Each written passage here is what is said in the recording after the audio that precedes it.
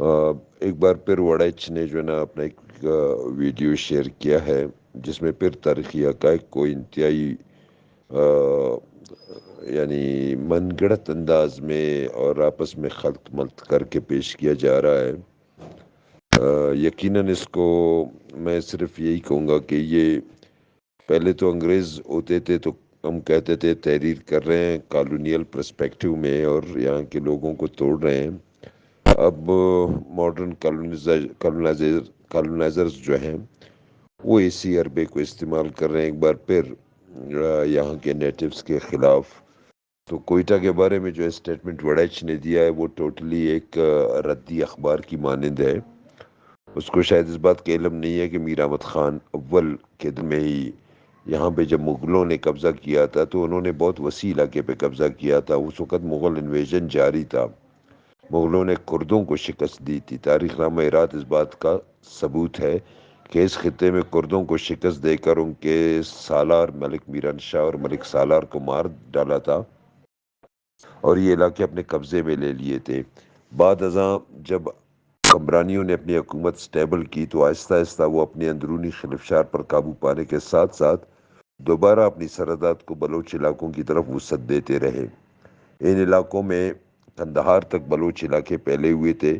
اس کے علاوہ دریائے سندھ کے مغربی کناروں تک بلوچ علاقے پھیلے ہوئے تھے اور اسی طرح مغرب کی جانب ایرانی حدود تک بلوچ علاقے پھیلے ہوئے تھے۔ تو کمرانیوں کی پہلی خواہش یہی تھی، بلکہ ان کی کوشش یہی رہی کہ ایک تو علاقے پہ اپنی ساکھ بحال کرے اور اپنی طاقت کو مضبوط کرے، دوسری یہ کہ جو بلوچ علاقے اس وقت سکیٹرڈ حالت میں ہیں، منتشر حالت میں، ان کو یکجا کریں۔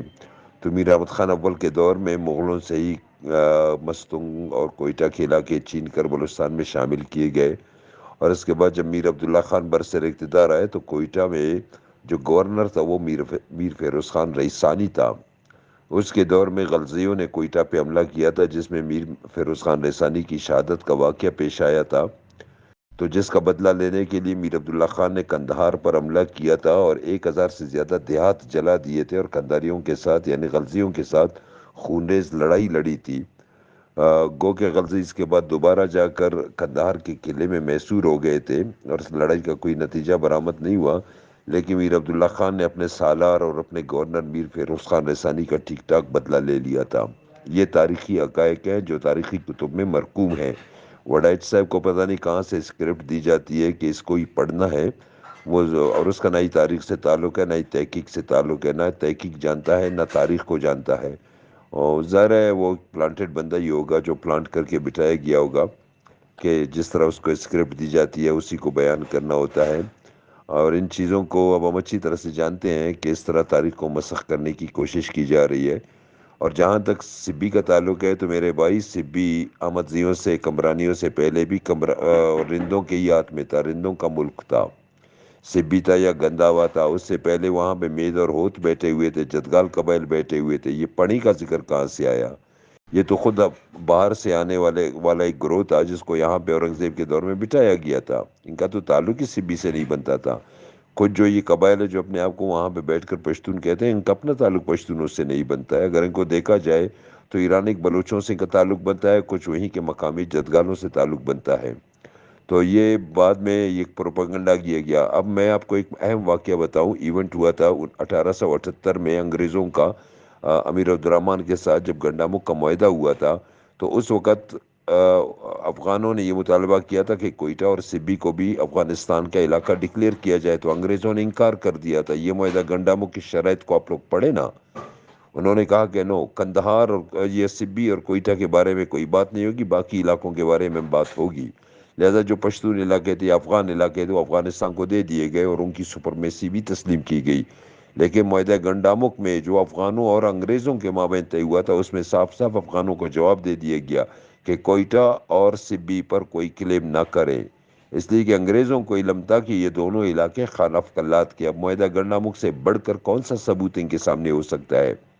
بعد میں یہ برٹش بلوچستان کی بات کرتے ہیں۔ برٹش بلوچستان کوئٹہ کا جو معاہدہ ہوا تھا 1883 میں 1883 میں ہوا تھا، میر احمد خان اول کے ساتھ، میر خداداد خان کے ساتھ ہوا تھا، اور میر خداداد خان نے 1883 میں سینڈیمن کے ساتھ معاہدہ کر کے کوئٹہ کو اسے اجارے پہ دیا تھا۔ یہ کسی شاہ افغان کے ساتھ، شاہ شجاع کے ساتھ یا اس کے بعد اس کے سکسیسر کے ساتھ یہ معاہدہ نہیں ہوا تھا، یہ معاہدہ کلات کے ساتھ ہوا تھا۔ یہ تو تاریخی حقائق موجود ہے۔ تو پھر کسی افغان کو کوئٹہ پر، سبی پر کلیم کرنے کا کوئی بھی نہ اخلاقی اس کا حق بنتا ہے، نہ اس کا سیاسی یہاں پہ کوئی حق بنتا ہے۔ یہ علاقے افغانوں کے آنے سے قبل بھی رند و لاشار کے پاس تھے۔ کیا سبی، کچھی اور گنداوا کے میدانوں میں رند و لاشار نہیں لڑے تھے؟ یہ تو 15ویں، 16ویں اور 17ویں صدی کی باتیں ہیں۔ تو پھر یہ افغانوں کا تذکرہ کہاں سے آیا؟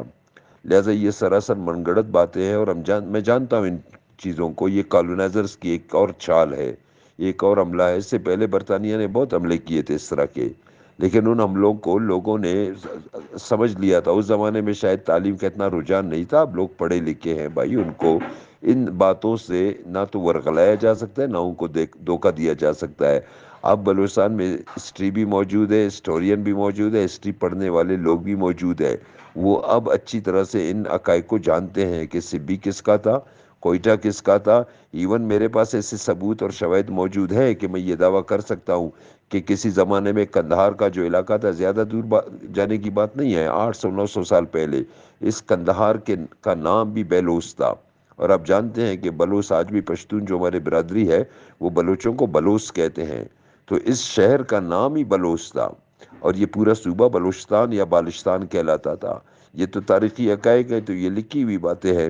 یہ کوئی میں اپنی طرف سے تحریر نہیں کر رہا ہوں، یہ میں آپ کو کتابوں کے حوالے دے رہا ہوں۔ آپ ابن اوکل کو پڑھیں، آپ جیلی اسٹرینج کو پڑھیں، جغرافیہ خلافت مشرقی کو، دا لینڈ آف ایسٹرن کیلیفٹ کو، کہ کیا وہاں پہ اس صوبے کا نام، جو شمالی بلوچستان کا جو صوبہ تھا جس میں قندھار بھی شامل تھا، کیا اس کا نام بالشتان نہیں تھا؟ اور آپ جانتے ہیں کہ بالش یا بلوچ جو ہے نا، بلوچوں کو کہتے ہیں عرب، اور یہ خلیفہ متی باللہ کا زمانہ تھا۔ لہٰذا یہ کچھ ایسے حقائق ہیں جن کے بارے میں نہ تو پشتونوں کو علم ہے، اور نہ ہی جو پلانٹڈ لوگ ہیں ان کو اس بات کا علم ہے۔ تو وہ ذرا اپنی تاریخ کو درست کریں، وہ ذرا سا مطالعہ کریں۔ پتہ نہیں کس کے اسکرپٹ کو لا کر وہ اپنے سامنے رکھ کر پڑھتے ہیں۔ تو تاریخی کتابوں کا مطالعہ کریں، بہت ساری تاریخی حقائق ان کے سامنے آ جائیں گے۔